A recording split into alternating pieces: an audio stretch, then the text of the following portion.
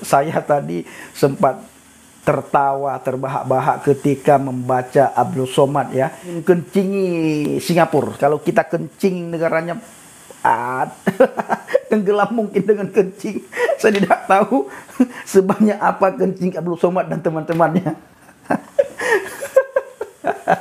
Kalau seandainya laut Singapura bau bising Bapak Ibu, itu sudah tahu ya siapa yang kencingin laut Singapura. Nah, jangan sampai kita sayangkan nantinya banyak ikan-ikan di laut Singapura itu mati mendadak gara-gara bau kencing. Aduh. Haleluya, haleluya. Assalamualaikum warahmatullahi wabarakatuh. Salam Aki.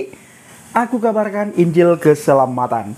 Bapak Ibu yang kasih Tuhan, ketemu lagi dengan saya Evangelis Avraham Effendi Usman. Bagaimana kabar saudara semuanya?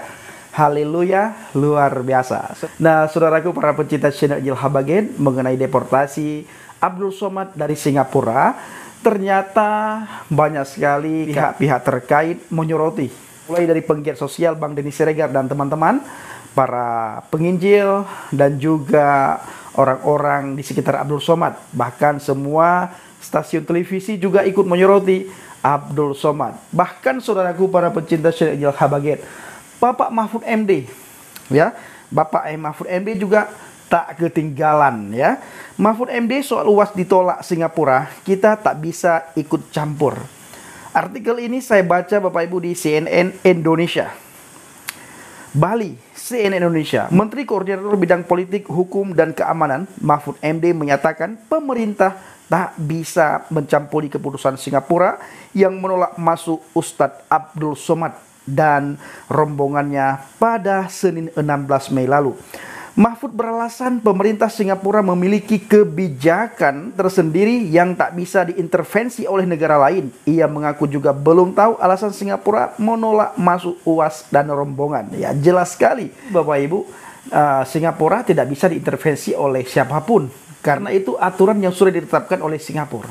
Negara mereka tidak akan mau dimasuki oleh ustadz radikalisme. Oleh pemerintah Singapura tidak boleh masuk. Nah, kita kan tidak bisa ikut campur dulu sebelum tahu masalahnya apa. Kita tunggu, kata Mahfud saat ditemui di Nusa Dua, Kabupaten Badung, Bali, Rabu, tanggal 18 bulan 5, ya. Mahfud mengatakan Singapura juga tak bisa ikut campur kebijakan hukum yang dikeluarkan pemerintah Indonesia. Menurutnya, masing-masing negara berwenang menerapkan hukum yang berlaku di wilayahnya. Jelas sekali nih Bapak Ibunya. Dan Singapura juga bukan negara kadrun yang bisa dimasuki oleh ustadz yang ngomongnya kasar, ustadz yang radikal, ustadz yang suka mengkafir-kafirkan orang lain, suka menghina orang lain. Nah, Singapura itu sangat selektif di dalam hal-hal yang seperti itu. Mantan Ketua Mahkamah Konstitusi (MK) itu menyebut pemerintah Singapura tak berkomunikasi dengan Indonesia terkait keputusannya menolak masuk Ustadz Abdul Somad dan rombongan. Namun kata Mahfud, sebuah negara tak perlu berkomunikasi untuk masalah ini. Ya jelas sekali, ngapain juga berkoordinasi ya, komunikasi masalah Abdul Somad ditolak. Nah Bapak Ibu, Abdul Somad hanya diagung-agungkan hanya dari kalangan sendiri, ya, hanya segelintir orang kalau kita lihat ya, pengagung-pengagungnya daripada Abdul Somad. Kalau dikomunikasikan secara diplomatik mungkin lama, mungkin baru sesudah itu diinformasikan, mungkin ya, tapi itu tergantung hukum Singapura, katanya. Saat ditanya apa langkah pemerintah ke depan merespon sikap Singapura, Mahfud menyebut tak bakal mengambil keputusan apapun. Ia menegaskan penolakan Singapura terhadap kedatangan UAS yang ingin berlibur bukan urusan Indonesia. Tidak ada urusan dengan Indonesia soal Abdul Somad pergi ke Singapura ya. Tidak ada urusan Indonesia. Tidak ada langkah ke depan. Ini bukan urusan hukum Indonesia. Itu urusan hukum Singapura. Kita sudah punya hukum sendiri. Singapura juga tidak bisa sembarang melanggar wilayah teritorial Indonesia. Seperti halnya kita juga, ujarnya. Ya, benar sekali Bapak Ibu. Abdul Somad setiap khotbahnya itu suka mengkafir-kafirkan orang yang tidak seiman dengan dia. Di salib itu ada jin kafir, tentang ISIS dia katakan apa. Nah, videonya itu viral videonya Abdul Somad, sampai orang di Singapura menonton. Nah, itu dijadikan bukti kalau Abdul Somad itu penceramah radikalisme, sehingga dia tidak bisa masuk ke Singapura dengan alasan apapun. Apalagi kalau alasan Abdul Somad hanya untuk khotbah, hanya untuk ceramah di Singapura, ya. Apakah di Singapura kekurangan penceramah? Enggak juga. Singapura hanya menyeleksi.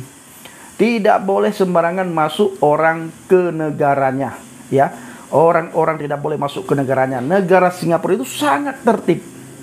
Meludah sembarangan saja di Singapura itu tidak boleh. Makanya saya selalu katakan, Ustadz Abdul Somad perlu sekali di dalam dia berceramah, pidato, itu perlu menjaga lisan, perlu menjaga adab, sopan santun. Itu perlu sekali dijaga. Bahkan harus punya kerendahan hati, ya. Jangan bentang-bentang pintar bahasa Arab, banyak hafal ayat, banyak hafal hadis, lalu merasa sombong, suka menghina si A, si B, si C. Tidak boleh seperti itu. Singapura tidak akan diizinkan masuk orang-orang seperti itu. Nah, Bapak Ibu, tidak ada langkah ke depan ini. Itu kata Bapak Mahfud MD. Jadi kita tidak ada kebutuhan hukum baru. Mungkin langkahnya bukan kebutuhan hukum, mungkin diplomasi barangkali. Karena tidak boleh secara internasional kita ikut campur, mencampuri urusan hukum seperti hal Singapura. Mau memperlakukan hukumnya di sini tidak boleh, kata Mahfud. Iya, setiap rumah itu punya aturan masing-masing. Ketika kita ingin masuk ke rumah orang, ya orang juga kita harus ikutin aturan si empunya rumah. Tidak boleh kita pakai aturan kita masuk sembarangan tanpa izin misalnya. Bahkan kita sudah mengantongi izin pun, bila orang yang punya rumah tidak kasih masuk, tidak dibuka pintu, kita paksa masuk, maka kita dianggap perampok, dianggap maling, Bapak Ibu. Maka hal-hal seperti itu kita tidak bisa intervensi. Ini kalau kita melihat daripada di CNN Indonesia, di Warta CNN Indonesia, Bapak Ibu, ya. Nah, sebelumnya Ustadz Abdul Somad mengaku dirinya bersama keluarga dan rekannya dideportasi dari Singapura pada Senin 16 Mei lalu. Sebenarnya ini bukan deportasi, tapi ditolak, tidak boleh masuk. UAS mengatakan sempat ditahan sekitar 4 jam sebelum akhirnya diminta kembali ke Indonesia. UAS menyebut petugas imigrasi Singapura tak bisa memberikan alasan kenapa dirinya dan keluarga dilarang masuk negara tersebut. Padahal kata UAS, dirinya yang datang bersama keluarga dan kerabat hanya untuk berlibur. Tidak boleh, ya. Tidak boleh berlibur main sembarangan ke Singapura. Pendakwah asal Riau itu pun mengecam sikap Singapura. UAS bahkan menyebut Singapura bisa tenggelam bila seluruh rakyat Indonesia kencing bersamaan. Ini luar biasa ini. Emangnya bagaimana cara Anda kencing ke Singapura? Apakah Anda pakai pipa, ya? Ajak teman-teman, ajak orang-orang, ajak pendukung, lalu masukkan pipa ke corong. Ke corong itu lalu ada kencing ramai-ramai, kencing berjamaah. Apa seperti itu, Abdul Somad? Tenggelam dengan kencing. Jadi kalau seandainya, ya, negara Singapura atau laut Singapura bising, ya, bau bising, itu sudah tahu Bapak Ibu siapa yang kencing sembarangan di Singapura. Aduh, Tuhan tolong, Tuhan tolong, Tuhan tolong. Kementerian Dalam Negeri Singapura menyebut sejumlah alasan menolak kedatangan Ustadz Abdul Somad di negara tersebut. Pertama, Ustadz Abdul Somad dianggap menyebarkan ajaran yang ekstremis dan segregasi. Kedua, UAS juga dinilai pernah membahas soal bom bunuh diri dalam ceramahnya. Kemudian UAS disebut merendahkan agama lain seperti Kristen dengan menyatakan salib sebagai tempat tinggal roh kafir. Saya sudah katakan, Singapura itu negara mayoritas kafir. Ngapain juga Abdul Somad masuk ke negara kafir? Ngapain juga Abdul Somad berlibur ke negara kafir? Berlibur sana ke Arab, berlibur ke Pakistan, berlibur ke negara-negara Jazirah Arab seperti Sudan, Syria, Palestina. Ke sana berlibur, negara muslim, bukan berlibur ke negara kafir. Kena batunya Abdul Somad. Terkait Ustadz Abdul Somad dianggap pernah melontarkan pernyataan mengkafirkan agama lain dalam ceramahnya, menurut Singapura, UAS secara terbuka menyebut non-muslim sebagai kafir. Benar sekali.